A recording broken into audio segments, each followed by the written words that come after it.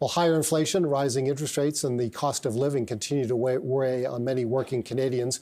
A recent survey by the National Payroll Institute has found that the number of financially stressed workers have increased by about 20% over the past year, extending the trend that started during the pandemic. For more on the financial well-being of Canadians, we're joined now by Peter Tzanetakis, president of the National Payroll Institute. Peter, thank you very much for joining us. How do you define financial stress, and what are we seeing in the most recent data? Well, there's a financial stress storm that's really picked up a lot of steam this year, and it really started back in 2021 after the initial lockdowns of the pandemic actually improved financial situations for most Canadians as they were forced to save and didn't have a lot to spend. But right now, what we're seeing is a significant increase in those who are financially stressed. And it is the highest we've seen. Close to 4 out of 10 Canadians are financially stressed. And this has been really exacerbated by the higher interest rates, the cost of living, inflation, and the biggest culprit right now is debt. Working Canadians are using debt to finance essentials such as food and accommodation, housing, and this has really created a situation which is starting to spiral. Can you define financial stress a little more sharply in terms of what exactly it means? Yeah, the three key determinants of financial stress is the ability of your ability to deal with debt, your spending habits, and your ability to save. It's never really been about income. Some think that, higher incomes are going to solve the problem, but it's those behaviors that essentially create a situation where you're either going to be categorized as financially stressed, coping, or comfortable. And really the big ones this year have been the spending and the debt that really have contributed to an increase in those who are categorized as financially stressed.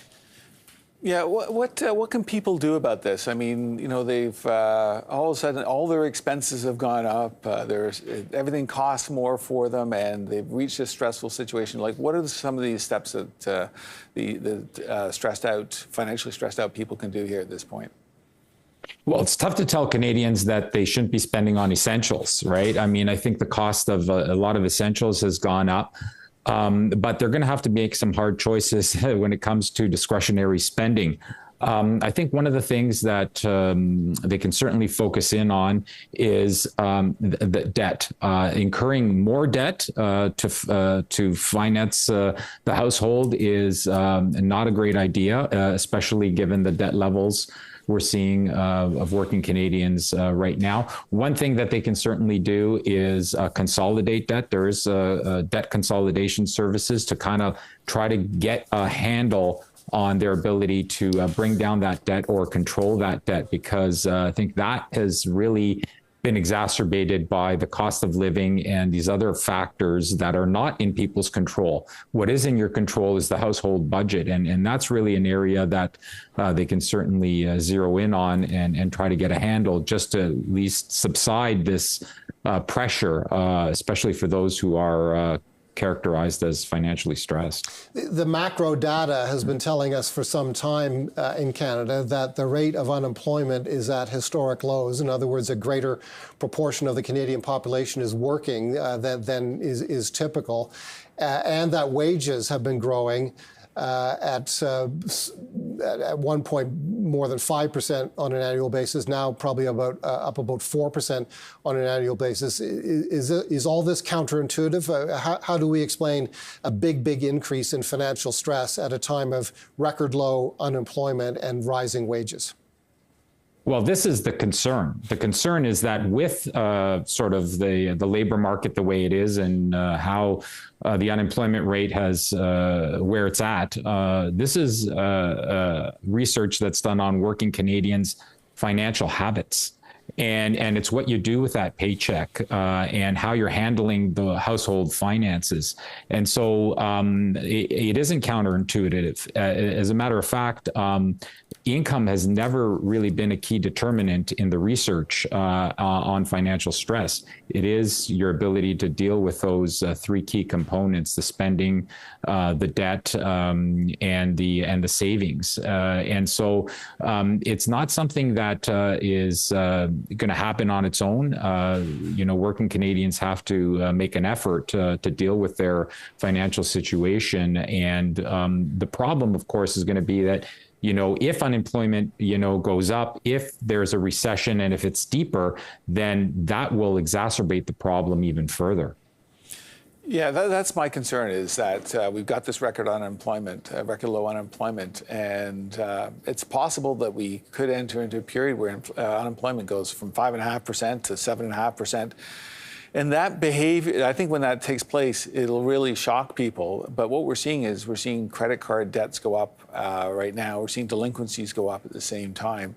And it's great that everybody should be trying to reduce their debts right now. But it's going to get extremely tough out there, and there's going to be groups of people hurting. Did you do any demographic work as far as which age groups are hurting? Because I've heard that, for instance, the boomers at this point, some 70-year-old people, a lot of people say, oh, they're the people that bought their houses and they're all paid off. But there's a group of people in that age group that are actually homeless, and it's increasing because, they before we had low interest rates, so they weren't getting any money as far as interest goes from their fixed income. And now they got high interest rates, and they're not making any money along the way.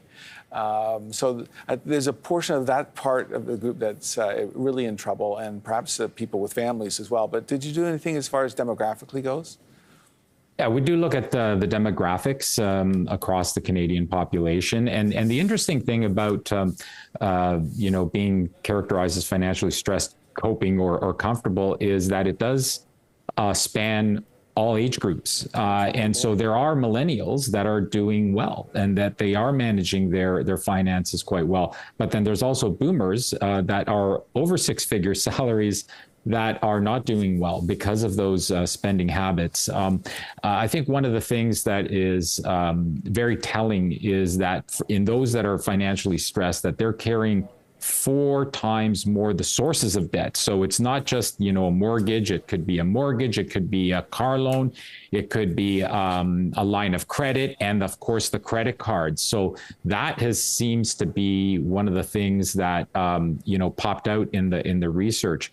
But financial stress, unfortunately, can span the age groups and the income levels. And that's the very interesting thing about this, because it is about your behavior and your ability to manage those key elements. We're almost out of time, Peter, but your organization says it's incumbent on employers to provide support. Very quickly, what's the role of employers here? Well, employers need to pay attention to this, because certainly they're financially stressed people are bringing that stress to the workplace, and they're thinking about it at work and worrying about it at work, and it's creating a lower productivity. So employers can certainly support their employees through auto deduction programs to save money either for their retirement, but also we're seeing greater plans in terms of saving for a rainy day, so emergency funds. That's certainly something that employers should look at and support their employees. And of course, knowing how stressed your workforce is really important. And we have a financial fitness evaluator that can help businesses look into that and really understand how your workforce is doing, and do you match the Canadian population, or is your staff even much more stressed than the average? I think that's really important as well.